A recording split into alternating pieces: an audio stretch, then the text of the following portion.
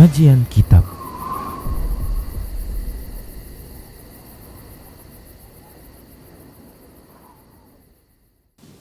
Bismillah, assalamualaikum warahmatullahi wabarakatuh.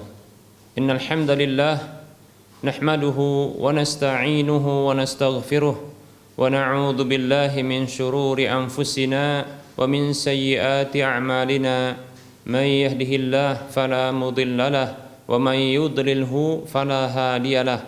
Wa asyhadu an la ilaha illallah wahdahu la syarika lahu wa asyhadu anna Muhammadan abduhu wa rasuluhu sallallahu alaihi wasallam.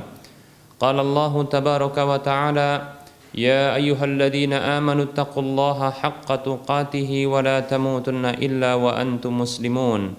Ya ayyuhan nasu taqu rabbakumul ladzi khalaqakum min nafsin wahidah wa khalaqa minha zawjaha wa bassa minhuma rijalan katsiran wa nisaa'a. واتقوا الله الذي تساءلون به والأرحام إن الله كان عليكم رقيبا يا أيها الذين آمنوا اتقوا الله وقولوا قولا سديدا يصلح لكم أعمالكم ويغفر لكم ذنوبكم ومن يطع الله ورسوله فقد فاز فوزا عظيما أما بعد فإن أصدق الحديث كتاب الله وخير الهدى هدى رسول الله صلى الله عليه وسلم وشر الأمور محدثاتها وكل محدثة بدعة وكل بدعة ضلالة وكل ضلالة في النار. Para pemirsa Rosyad TV dan para pendengar Radio Medan Mengaji serta para pemirsa media-media sunnah yang terus serta menyiarkan kajian ini.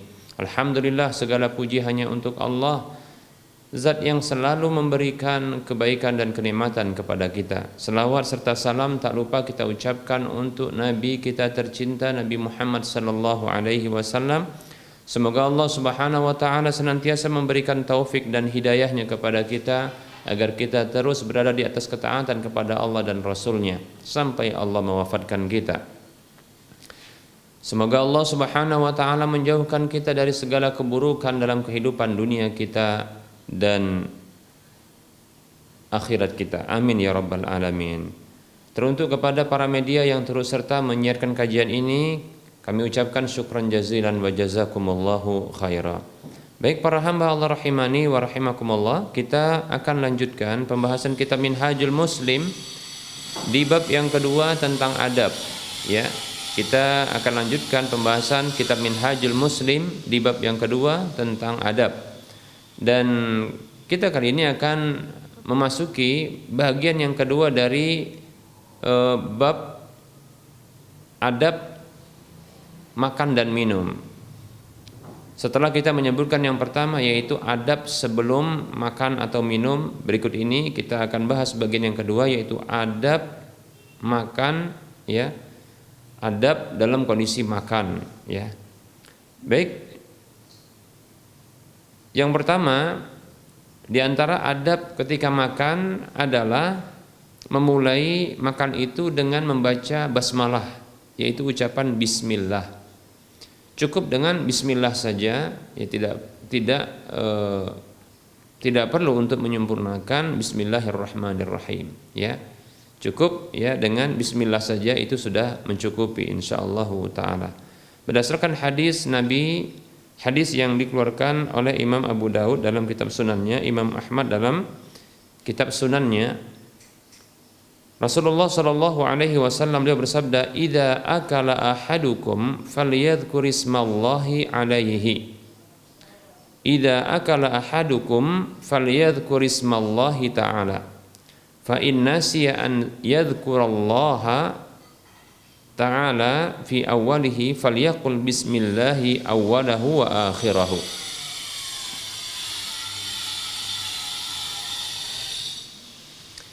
Nabi kita Muhammad sallallahu alaihi wasallam dia bersabda, apabila salah seorang di antara kalian hendak makan, maka hendaklah dia membaca menyebutkan nama Allah taala.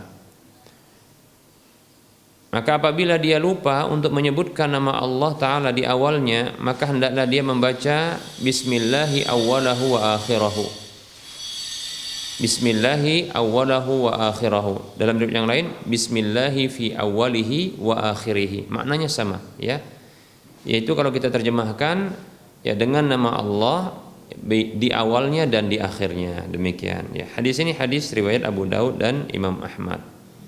Baik para hamba Allah rahimani wa rahimakumullah ya, lihat ya, ini adab ya, adab ketika hendak memulai makan ya, mulai makan maka hendaknya mengucapkan bismillah.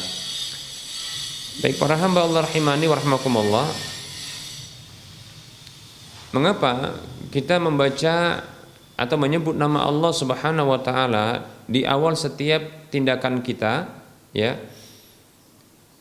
Sebagian para ulama di antaranya Syekh Muhammad Shalih Utsaimin rahimahullahu taala menyebutkan di antara faedah menyebutkan ya bismillah ya, nama Allah Subhanahu wa taala di awal ya setiap tindakan yang dilakukan.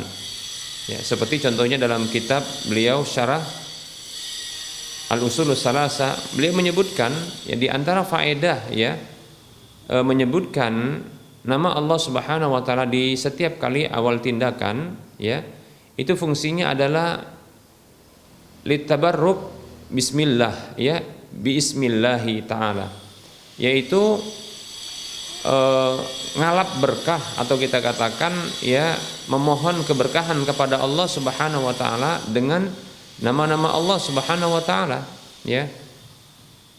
Karena memang ya kita bisa mendapatkan keberkahan ya lewat nama-nama Allah Subhanahu wa taala, karena Allah Subhanahu wa taala yang memiliki keberkahan tersebut.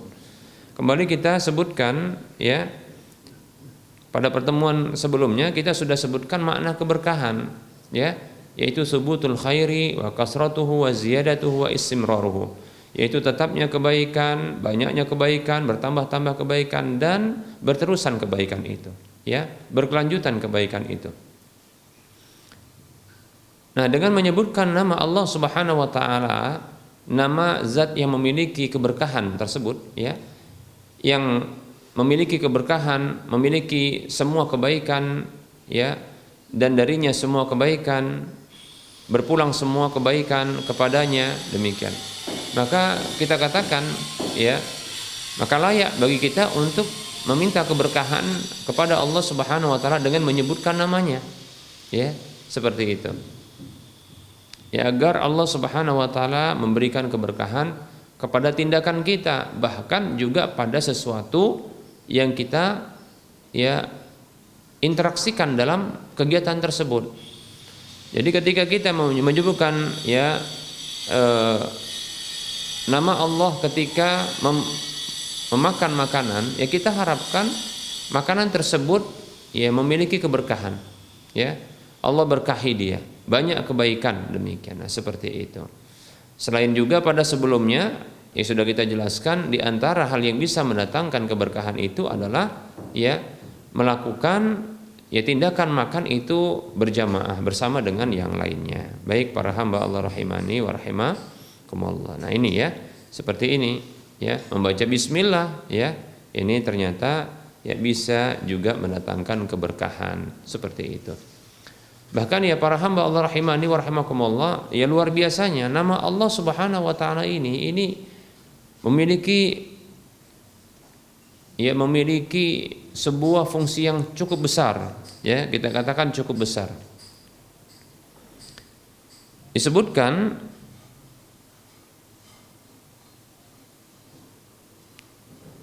dalam satu riwayat ada zikir yang berbunyi seperti ini.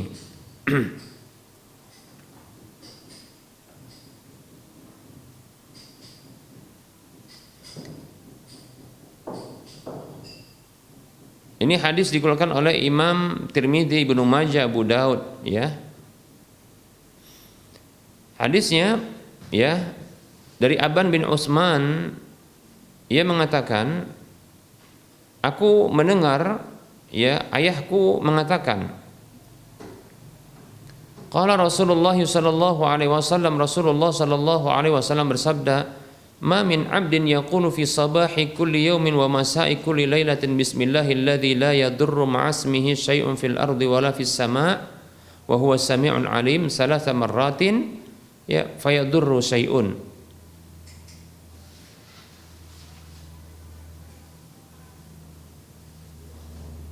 Kata Nabi Shallallahu Alaihi Wasallam, ya, tidaklah ada seorang hamba yang membaca di pagi setiap hari atau di sore setiap malam, ya, dengan Bismillahilladzi la yadurru ma'asmi syai'un fil ardi wala fis sama' wa huwas sami'ul alim. Itu zikirnya dengan nama Allah yang tidak akan bisa mencelakakan, bersamaan disebutkan namanya sesuatu pun yang ada di bumi dan di langit, ya, dan dia adalah zat yang maha mendengar lagi maha mengetahui. Dibaca 3 kali, ya, sehingga ada sesuatu yang bisa memudaratkannya, demikian, ya. Baik para hamba Allah rahimani wa rahimakumullah.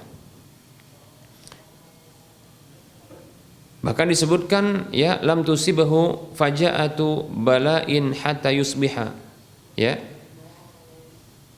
tidak akan ditimpa, ya, dengan balak musibah yang secara tiba-tiba sampai waktu subuhnya.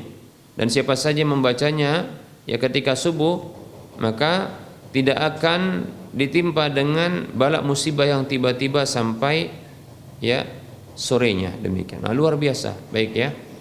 Nah, ini dalam hadis seperti ini.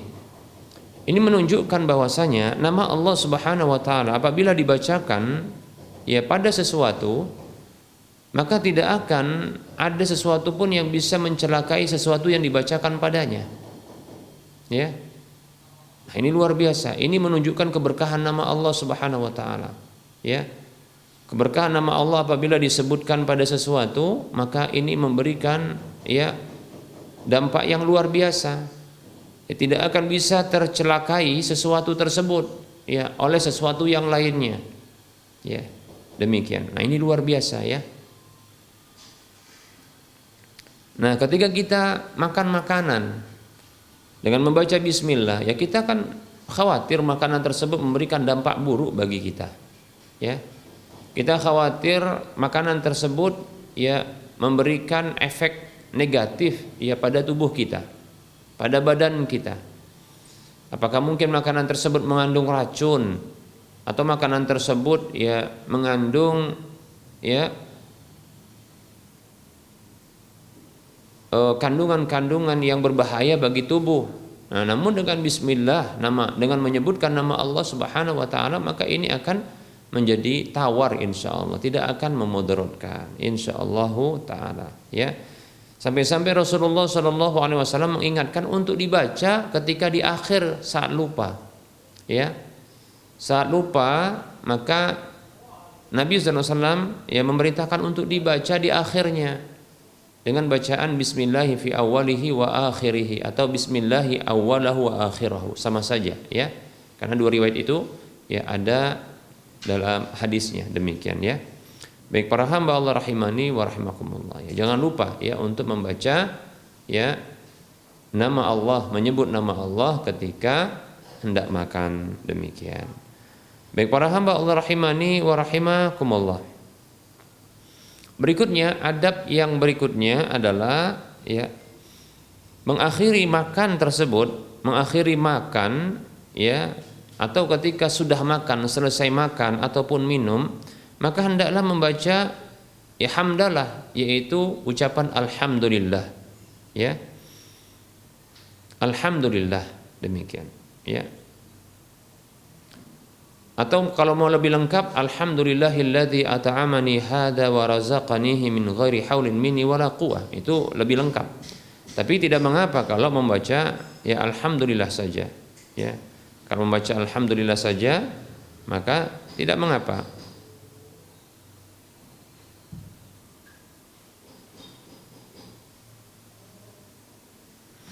Dalam hadis Nabi Shallallahu Alaihi Wasallam, hadis yang dikeluarkan oleh Imam Abu Daud, demikian pula Imam Tirmidzi serta Ibnu Majah, ya, Rasulullah Shallallahu Alaihi Wasallam beliau bersabda, man akala ta'aman wa qala alhamdulillahilladzi at'amani hadza wa razaqanihi min ghairi haulin minni wala quwwah ghufira lahu ma taqaddama min dzambihi. Rasulullah Shallallahu Alaihi Wasallam bersabda yang artinya, siapa saja yang sudah makan makanan dan dia membaca alhamdulillahilladzi at'amani hadza wa razaqanihi min ghairi haulin minni wala quwwah, Yang artinya segala puji bagi Allah zat yang telah memberi makan kepadaku makanan ini dan telah memberikan rezeki kepadaku ya makanan ini tanpa ada usaha dariku dan kekuatan dariku. Ucapan seperti ini ghufira lahu ma taqaddama min dzambihi. Diampuni untuk orang yang mengucapkannya ya apa saja yang telah berlalu dari dosanya. Masya Allah ya. Sekedar baca ini saja ternyata pengampun dosa, Masya Allah, luar biasa. Ya, baik para hamba Allah rahimani wa rahimakumullah.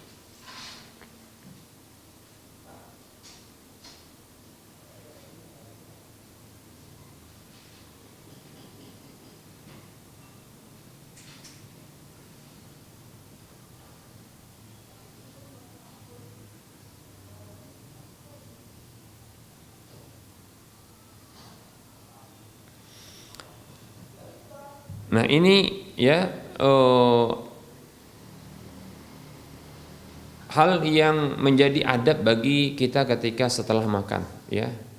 Kalau mencukupkan dengan bacaan alhamdulillah saja selesai makan pun ini dibolehkan para hamba Allah rahimani wa rahimakumullah, karena memang ada hadis yang sahih juga dari Nabi sallallahu alaihi wasallam tentang bacaan alhamdulillah ya setelah makan ya. Dia mengucapkan alhamdulillah setelah makan. Tapi kalau lengkap seperti ini, maka Allah Subhanahu wa taala akan menghapuskan dosa-dosanya, Masya Allah ya.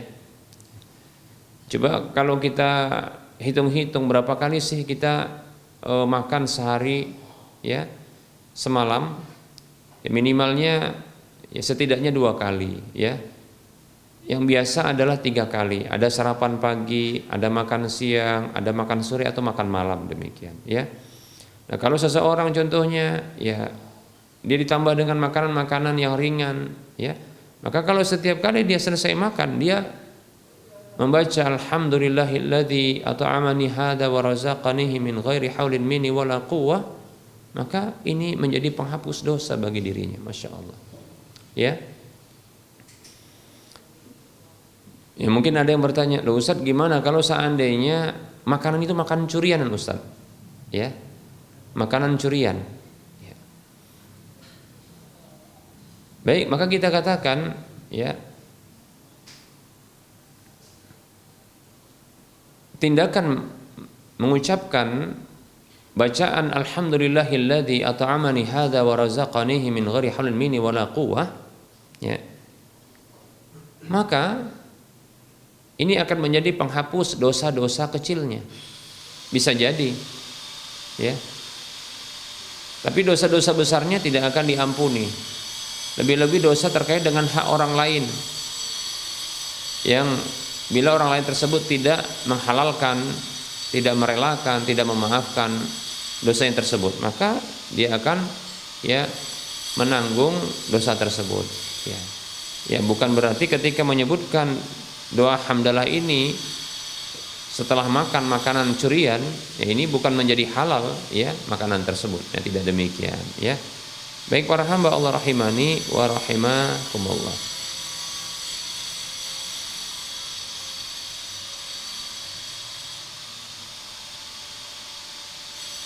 Berikutnya adab yang ketiga, dianjurkan ketika makan itu dengan 3 jari tangan kanan ya, jari tangan kanan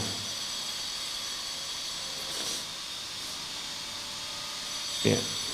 Kemudian hendaknya ya memperkecil suapan ya, memperkecil suapan dan ya memperbagus ya lumatan ya, yaitu memperkecil suapan dan memperbagus lumatan. Itu maksudnya semakin lumat dia, makanan tersebut semakin bagus. Bukan dalam kondisi makanan itu kasar ya, bukan dalam kondisi ya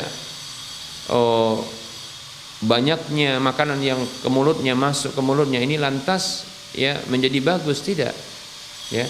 Bahkan ini akan memperberat ya pencernaan. Ya kalau kita contohnya memasukkan makanan ya begitu dengan suapan yang begitu besar banyak, ya. Nah, ini sulit ya untuk bisa ditelan. Kemudian sulit pula untuk di apa namanya?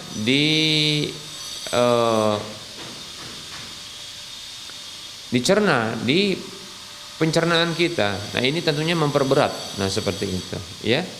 Tapi kalau seandainya ya sedikit yang kita masukkan, kemudian kita banyak melumatkan, nah ini membantu pencernaan kita untuk tidak berat ya mencerna makanan, ya. Dan hendaknya makan makanan yang dekat, ya, makanan yang dekat darinya, yang bukan dari pertengahan ya wadah makanan tersebut, demikian. Berdasarkan hadis Umar bin Abi Salamah, sebagaimana sabda Nabi SAW kepada ya Umar bin Abi Salamah, sabda Nabi SAW kepada Umar bin Abi Salamah radhiyallahu anhu, ya ghulam samillaha wa kul biyaminika wa kul mimma yalika, ya.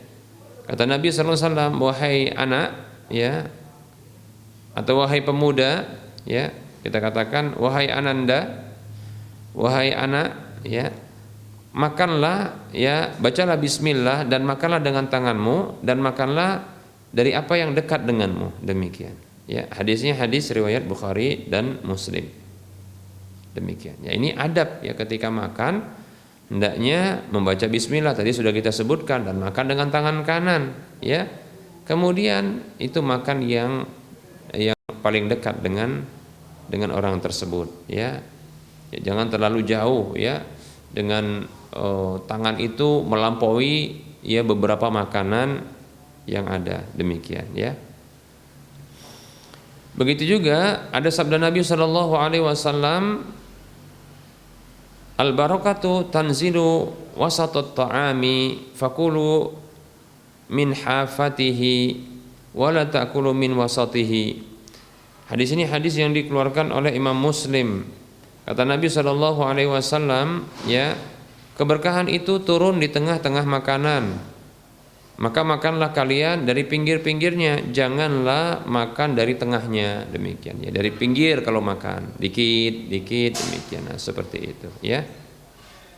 Kenapa? Ya kalau sudah tengahnya sudah diambil duluan, maka ya ini keberkahan bisa tidak turun lagi, demikian. Wallahu taala a'lam. Baik para hamba Allah rahimani wa rahimakumullah. Nah, ini 3 adab yang bisa kita bahas pada pertemuan kali ini. Insyaallah taala pada waktu mendatang kita akan lanjutkan ya penyebutan tentang adab-adab makan yang lainnya. Baik. Kita cukupkan untuk penyampaian materi, kita buka saja sesi soal jawab bagi para pemirsa dan para pendengar sekalian yang ingin berinteraktif bertanya. Ya, silahkan kirimkan, layangkan pertanyaan lewat chatting WhatsApp. Bisa juga untuk bertanya langsung, ya, bertanya langsung, ya, di nomor yang sama, yaitu nomor 08 12 12 12 88 34, ya. Kita ulangi 08 12 12 12 88 34. Baik, ya.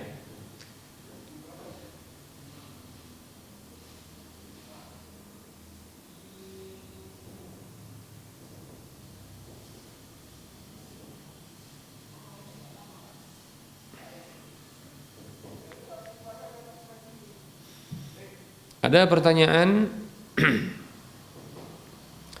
Bismillah, assalamualaikum warahmatullahi wabarakatuh. Ustadz, apa hukum bekerja di lembaga amil zakat? Jazakumullahu khairan Ustadz. Baik, ya. Waalaikumsalam warahmatullahi wabarakatuh. Bekerja di lembaga amil zakat, maka hukum asalnya boleh. Hukum asalnya boleh. Ya, apabila memang lembaga amil zakat tersebut adalah lembaga yang amanah. Tentunya seperti itu. Ya. asalnya lembaga amil zakat ini adalah bentukan pemerintah atau ada surat izin dari pemerintah, ya. Karena memang ya pemerintah yang melegalkan untuk mengambil zakat lalu menyalurkan kepada orang-orang yang berhak menerima zakat. Allah Subhanahu wa taala berfirman di dalam surah At-Taubah ayat 60, A'udzu billahi minasyaitonir rajim, khudh min amwalihim shadaqatan tutahhiruhum wa tuzakkihim biha. Ambillah dari harta mereka sedekah wajib yang bisa membersihkan mereka dan mensucikan mereka, yaitu ya mensucikan ya diri mereka dan dosa mereka serta membersihkan harta mereka, demikian. Nah, seperti itu. Nah, ini perintah tertuju kepada Nabi SAW sebagai ya pemimpin kaum muslimin ketika itu, demikian. Maka ini hukum asalnya. Namun bukan berarti ya ketika ada individu-individu yang ingin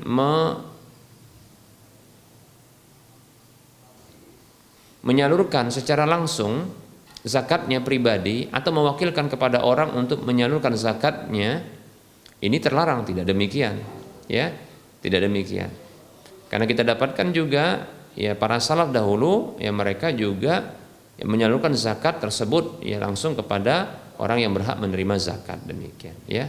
Seperti itu. Seperti contohnya Abdullah bin Umar radhiyallahu anhu yang memberikan zakatnya ya kepada orang yang langsung menerima zakat, demikian. Nah, seperti itu. Jadi tidak masalah ya. Ya, tidak masalah, demikian.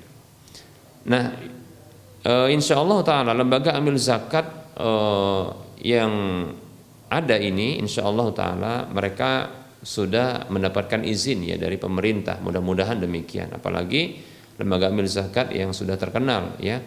Hanya saja ya tentunya karena pemerintah terkadang tidak melakukan survei ya atau tidak mengaudit, wallahu alam ya. Setahu saya tidak ada audit ya untuk lembaga amil zakat ini. Maka coba perhatikan masalah distribusinya amanah atau tidak, demikian. Nah, seperti itu ya. Nah, tapi insyaallah taala boleh bekerja di lembaga amil zakat, boleh ya. Ya buktinya adalah ada orang-orang di masa Nabi Shallallahu Alaihi Wasallam yang mereka ini ya bertugas ya sebagai amil zakat, demikian.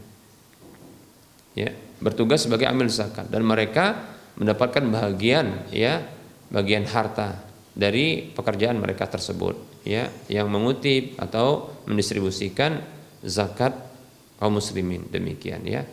Begitu juga di dalam surah At-Taubah ayat 100 ayat 60. Maaf, tadi yang kita sebutkan khudh min amwalihim shadaqatan tutahhiruhum wa tuzakkihim biha itu surah Al-Baqarah, surah At-Taubah ayat 103 ya. Ayat 103 ya. Adapun ayat yang ke-60-nya Allah berbicara tentang 8 golongan yang berhak menerima zakat. Di antaranya adalah amil zakat. Allah mengatakan, a'udzubillahi minasyaitonir rajim, innamas shadaqatu lil fuqara'i wal masakini wal 'amilina 'alaiha wal mu'allafati qulubuhum wa fir riqabi wal gharimin wa fi sabilillahi wa bani sabil faridatan minallah. Ya. Sesungguhnya sedekah-sedekah wajib itu yaitu diperuntukkan untuk fakir, miskin, amil zakat, mu'allaf ya. Orang yang membebaskan budak, orang yang berhutang, orang yang jihad fisabilillah dan orang yang dalam perjalanan yang terputus bekalnya, itu kewajiban dari Allah. Disebutkan urutan yang ketiga yaitu adalah amil zakat ya.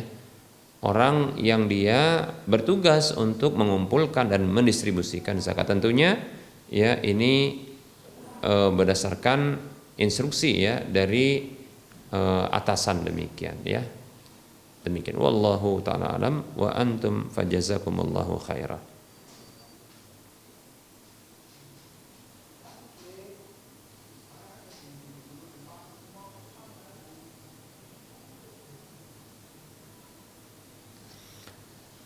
Baik, ini ada pertanyaan.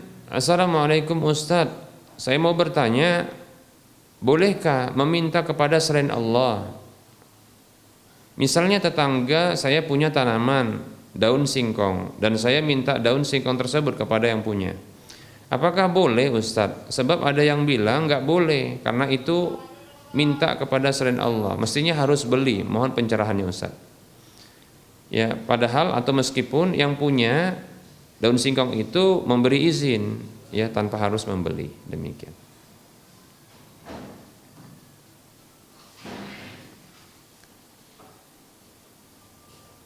Waalaikumsalam warahmatullahi wabarakatuh. Ya, semoga Allah Subhanahu wa taala memberikan kepada kita taufik dan hidayahnya untuk terus berada di atas ya ketaatan kepada Allah, di atas tauhid kepada Allah dan jauh dari keburukan, kesyirikan, kemaksiatan dan yang lainnya. Amin ya rabbal alamin. Baik, ya perlu diketahui bahwasanya permintaan ya kepada selain Allah itu ada dua. Yang pertama adalah permintaan-permintaan yang hanya Allah saja yang mampu untuk memberikannya. Seperti contohnya adalah ya minta rizki, ya kemudian minta dihindarkan dari keburukan-keburukan, minta diberikan ya kebaikan-kebaikan, ya maslahat-maslahat. Ya, dan yang lainnya seperti juga minta jodoh, ya minta jodoh diberikan jodoh yang baik. Nah ini adalah hak Allah Subhanahu Wa Taala, ya hanya Allah yang mampu untuk melakukannya. Maka ini tidak boleh untuk ya dimintakan kepada selain Allah Subhanahu Wa Taala, ya karena mereka tidak mampu, selain Allah tidak mampu untuk bisa memenuhi permintaan seperti ini. Kalau dimintakan kepada selain Allah makanya ini menjadi kesyirikan karena menjadikan selain Allah sebagai tandingan bagi Allah Subhanahu wa taala, ya. Itu kesyirikan, ya. Maka tidak boleh, ya. Maka harus bertaubat kepada Allah kalau melakukan hal seperti ini, ya, seperti minta kepada penghuni kubur, ya. Minta kepada roh-roh dan seterusnya selain Allah Subhanahu wa taala. Ya, apa saja selain Allah yang permintaan itu tidak mampu untuk ya diberikan oleh siapapun kecuali hanya Allah Subhanahu wa taala saja. Maka tidak boleh diarahkan kepada selain Allah.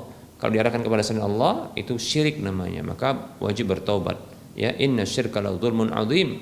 Sesungguhnya kesyirikan itu adalah kedzaliman yang paling besar. Demikian, ya. Maka bertaubat kepada Allah. Ya. Karena orang yang meninggal dunia dalam kondisi dia berbuat syirik, bertemu dengan Allah dengan berbuat syirik, maka Allah nggak akan mengampuninya. Ya, dan Allah punya hak untuk memasukkannya ke dalam neraka. Demikian, maka bertaubat kepada Allah. Demikian. Baik, yang kedua adalah permintaan-permintaan yang ini bisa dilakukan oleh manusia, ya seperti contohnya ya minta diangkatkan ya barang, minta untuk dibelikan barang, ya minta agar ya diberikan uang, ya dan seterusnya dari hal-hal yang dimampui oleh makhluk, ya maka ini ada rincian, ya bila permintaan tersebut adalah permintaan ya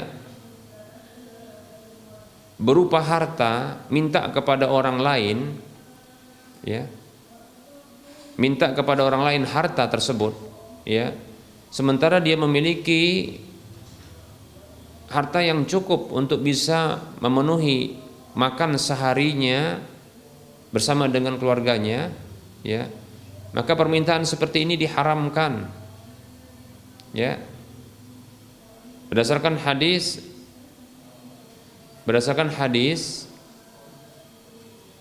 Nabi Shallallahu Alaihi Wasallam, kalau tidak salah ini hadis yang diriwayatkan oleh Imam Tirmidzi dan yang lainnya. Rasulullah SAW bersabda, "Man sa'ala wa 'indahu ma yughnihi fa inna ma yastaksiru minan nari."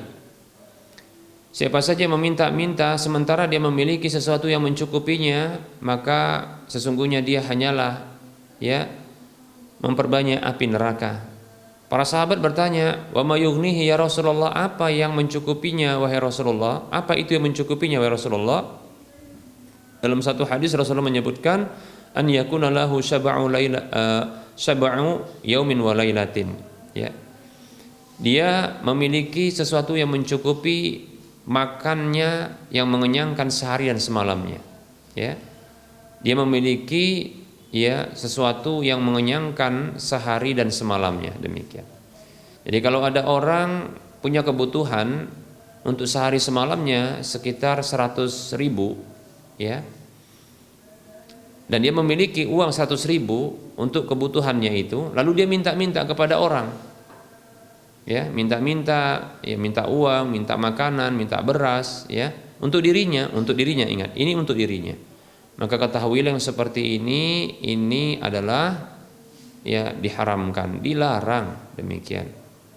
Dalam hadis yang lain Nabi SAW bersabda, la yazalur rajulu ya yas'alun nasa hatta ya'tiya yaumal qiyamati wa laysa fi wajhi muz'atu lahmin, atau kama qala sallallahu alaihi wasallam.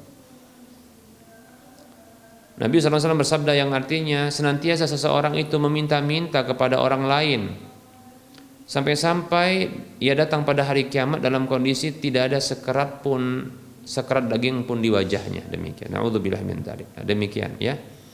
Jadi yang seperti ini begitu ya, kalau minta harta, minta uang, minta makanan ya kepada orang lain dalam kondisi dia punya sesuatu yang mencukupi bagi dirinya dan keluarganya, maka ini diharamkan.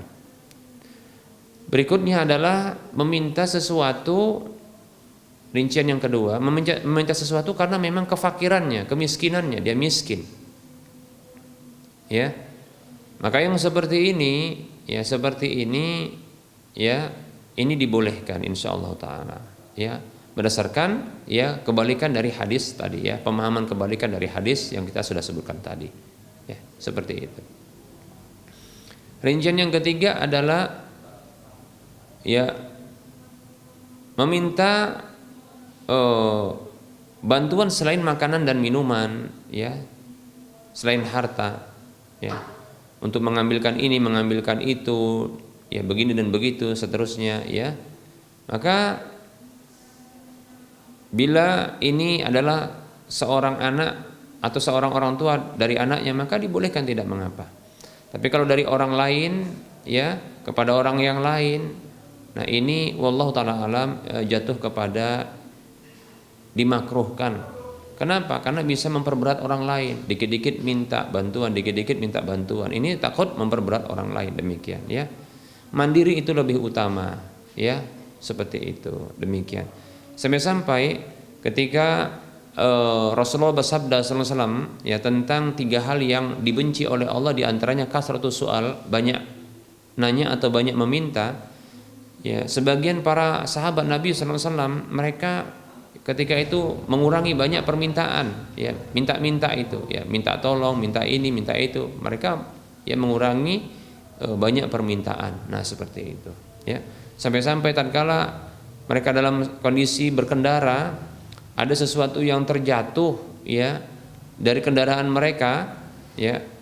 Dan bersamaan itu juga ada sahabat yang lain sedang berjalan, mereka tidak mau ya minta tolong untuk diambilkan ya barang tersebut yang jatuh ya, turun lalu mengambilnya, demikian, karena khawatir dibenci sama Allah Subhanahu wa taala karena banyak meminta. Wallahu taala a'lam.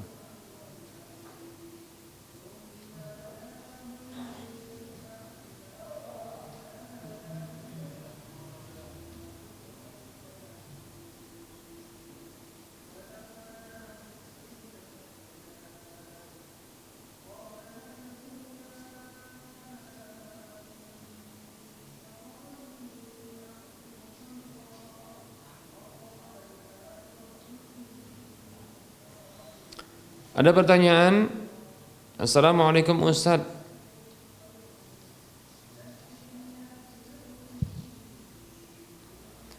Bagaimana penjelasan mengenai hadis yang mengatakan bahwa istighfar seorang anak mengejutkan orang tuanya di surga? Maksudnya istighfar yang seperti apa, Ustaz? Syukran atas jawabannya.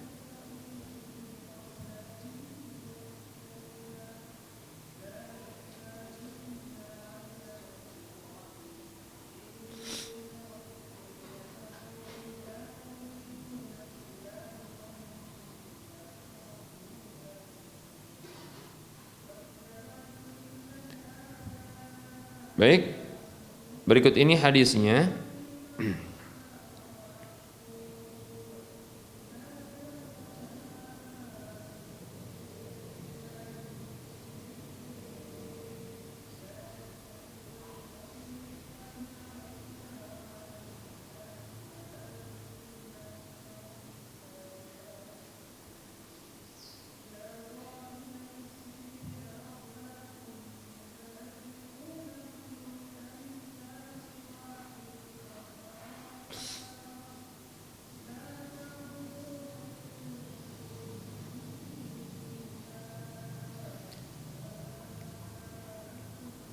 Waalaikumsalam warahmatullahi wabarakatuh. Dalam hadis yang diriwayatkan oleh Imam Ahmad, Ibnu Majah dan yang lainnya, Rasulullah sallallahu alaihi wasallam beliau bersabda, "Innar rajula la turfa'u darajatuhu fil jannah." Sesungguhnya ada seorang yang ditinggikan derajatnya di surga. Fayaqulu, lalu dia mengatakan, "Anna li hada?" Bagaimana ini bisa menjadi milikku? Ya, begitulah mungkin bentuk terkejutnya, ya. Mungkin ya. Ya, karena dia mendapatkan balasan dari amalan yang bukan dari dirinya. Karena setiap orang itu akan mendapatkan ya balasan dari amalnya. Wa an laisa lil insani illa ma sa'a, kata Allah dalam surah An-Najm ayat 39. Tidaklah manusia itu mendapatkan kecuali apa yang diusahakannya. Ternyata dia mendapatkan ya balasan dari amal yang dia bukan usahakan, yang dia tidak usahakan. Makanya dia bertanya, "Anna li hada?" Bagaimana ini bisa menjadi milikku? Ya, yaitu ditinggikan di surga. Maka fayuqalu, dikatakan ya, dijawab untuk pertanyaan dia itu ya, bistighfari waladikalaka, ya. Itu disebabkan permohonan ampun anakmu untukmu, demikian ya. Masya Allah, ini luar biasa ini ya. Nah, makanya dianjurkan bagi kita untuk banyak-banyak mohon ampun untuk orang tua kita.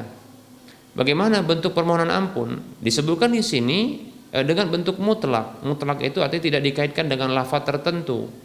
Maka silakan ya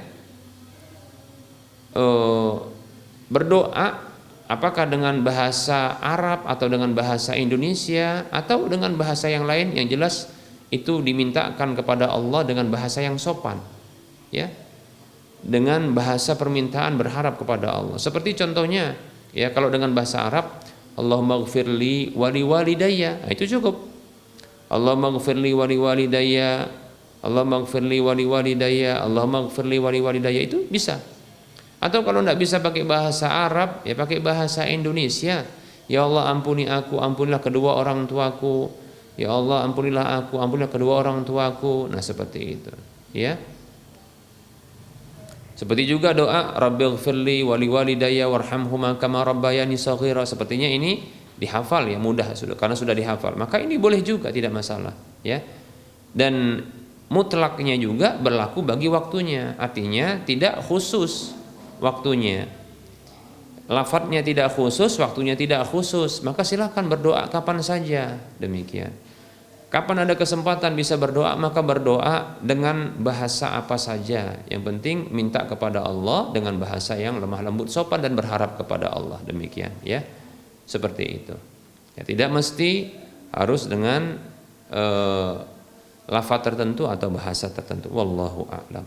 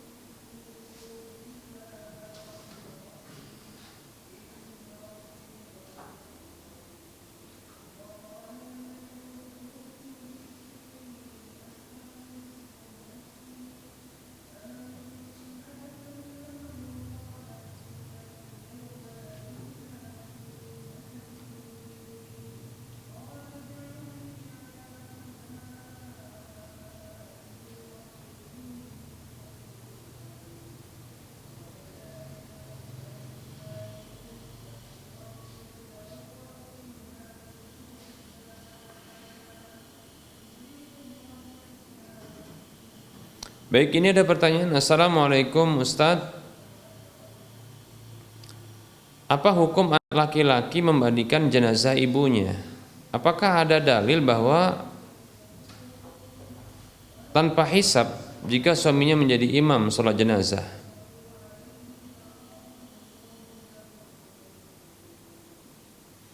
Waalaikumsalam warahmatullahi wabarakatuh. Ya.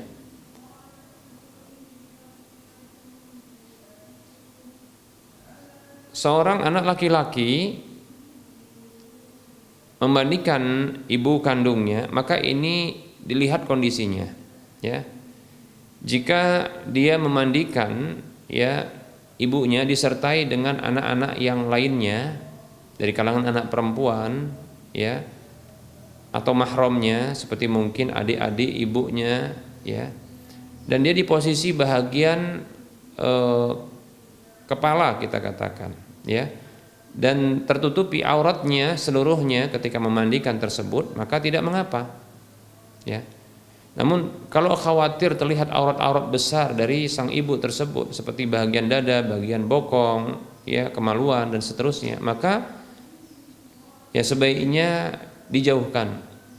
Ya, karena kita dapatkan bahwasanya Nabi SAW sendiri, ya, ketika dua putri beliau itu wafat, Zainab, ya, begitu juga Ummu Kulsum, ya, radhiyallahu anhuma, Nabi SAW tidaklah memandikan putri-putri beliau ini, padahal beliau adalah mahram bagi putri beliau ini. Mengapa demikian? Karena putri-putri beliau ini sudah dewasa, ya, melihat aurat-aurat besar itu perkara yang sangat tabu, dan itu tentunya tidak dibenarkan, tidak dibolehkan, ya, tetap tidak dibolehkan. Yang boleh melihat itu adalah suaminya, ya. Tapi kalau walaupun mahram, maka aurat besar tidaklah, ya, boleh untuk dilihat, bahkan itu menjijikkan, ya, demikian, ya, sehingga tidak boleh, ya, untuk, ya, dilihat. Nah, apabila memandikan lawan jenis dari kalangan mahram ini bisa berpotensi melihat aurat-aurat besar, maka sebaiknya tidak dilakukan, demikian. Kecuali memang bisa, ya, bisa untuk dihindarkan melihat aurat-auratnya, seperti mengambil posisi bagian kepala, ya, seperti itu, ya, atau bagian kaki, nah seperti itu. Maka yang seperti ini, ya, tidak mengapa, tapi sebaiknya dihindarkan karena sangat, ya, berpotensi memang untuk terlihat aurat-auratnya. Wallahu ta'ala alam.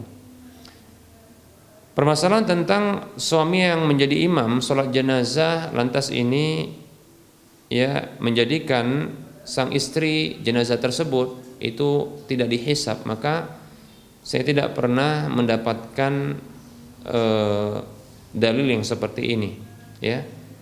Kalau dari sisi maknanya, wallahu ta'ala alam, sepertinya ini meragukan, ya. Dari sisi maknanya, yaitu keutamaan, ya, seorang istri yang dimandikan atau diimami sholat jenazahnya oleh seorang suami, ya, lantas mendapatkan keutamaan tanpa hisab, maka ini wallahu alam sepertinya meragukan yang seperti ini, ya. Jika memang demikianlah adanya, maka banyak orang, ya, sampai pun barangkali pelacur, yaitu bisa dimandikan sama suaminya, demikian, seperti itu. Wallahu a'lam.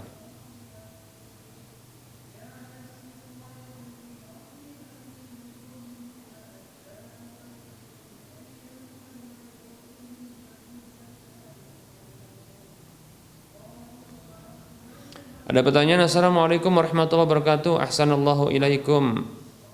Bolehkah membeli barang gadaian, yaitu barang lelang dari pegadaian?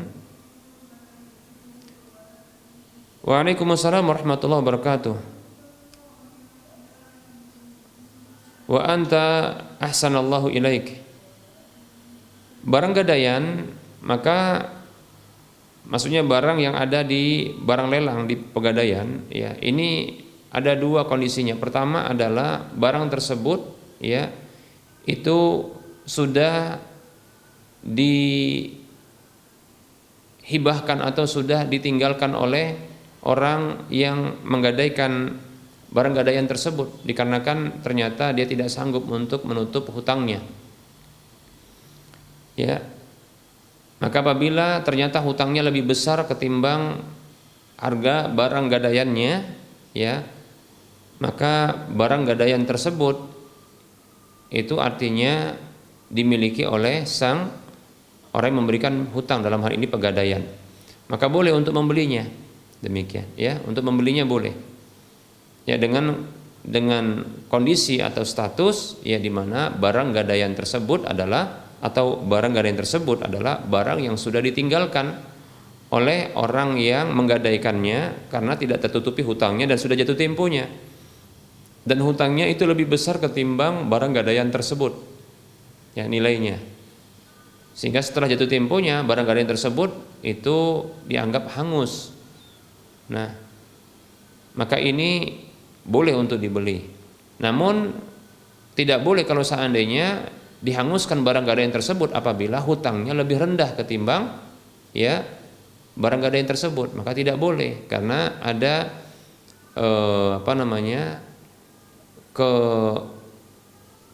ada hak yang mesti diberikan ya kepada orang yang menggadaikannya tersebut, selisih dari ya antara hutang dengan harga barang gadaian tersebut, demikian ya, seperti itu. Kemudian rincian yang kedua, apabila barang gadaian tersebut itu belum jatuh temponya namun sudah dijual belikan, dilelang, maka yang seperti ini tidak dibolehkan, ya, tidak dibolehkan karena itu masih dimiliki oleh sang orang yang menggadaikannya atau orang yang berhutang. Wallahu ta'ala a'lam. Baik para hamba Allah rahimani warahmatullah, kita cukupkan kajian kita pada pertemuan kali ini karena sudah masuk waktu salat zuhur untuk wilayah Medan dan sekitarnya. Tentunya dalam penyampaian ini banyak kekurangan dan kesalahan, kepada Allah saya mohon ampun, dan kepada para hadirin sekalian saya mohon maaf, ya, kepada para pemirsa dan para pendengar sekalian saya mohon maaf. Sebelum kita mengakhiri perjumpaan kita ini, seperti biasa kita memberikan motivasi untuk berdonasi membebaskan lahan yang nantinya akan dibangun di atas lahan ini Masjid Al-Muwahhidin untuk wilayah Medan dan sekitarnya. Kekurangan dana kita sekitar 2 miliar sekian rupiah, ya. Kita masih punya peluang yang besar untuk bisa berdonasi untuk memiliki aset akhirat yang minimal pahalanya adalah 700 kali lipatnya, demikian. Ya, silahkan transfer sebagian rezeki yang telah Allah titipkan itu ke Bank Syariah Mandiri atau Bank Syariah Indonesia di nomor 7127485555 atas nama Yayasan Lajnah Dakwah Medan, kode bank 451. Anda bisa melihat info ini di layar kaca Anda, dan semoga Anda termotivasi dan semoga bermanfaat. Wassallallahu ala Muhammad wa ala alihi wa ashabihi ajma'in. Ya. Mohon maaf atas segala kekurangan dan kita ketemu lagi di lain kesempatan. Subhanakallahumma wa bihamdika asyhadu an la ilaha illa anta astaghfiruka wa atubu ilaika walhamdulillahirabbil alamin. Wassalamualaikum warahmatullahi wabarakatuh.